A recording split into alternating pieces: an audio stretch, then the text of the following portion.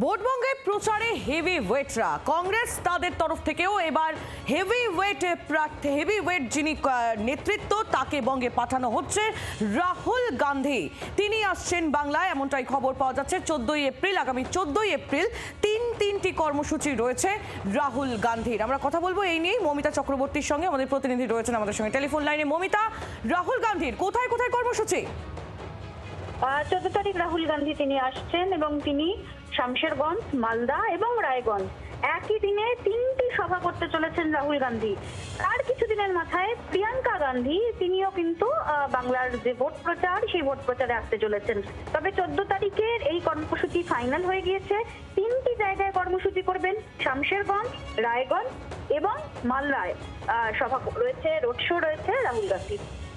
মমিতা, ধন্যবাদ তোমায়। মমিতা চক্রবর্তী আমাদের প্রতিনিধি ছিলেন আমাদের সঙ্গে। রাহুলের নজরে মালদা এবং মুর্শিদাবাদ। ভোটবঙ্গে প্রচারে আসছেন রাহুল গান্ধী। আগামী 14ই এপ্রিল তিনটি কর্মসূচি তার রয়েছে মালদার, শামশেরগঞ্জ এবং রায়গঞ্জে, এবং তার কয়েকদিন পর প্রিয়াঙ্কা গান্ধী তিনিও আসতে পারেন বাংলায়।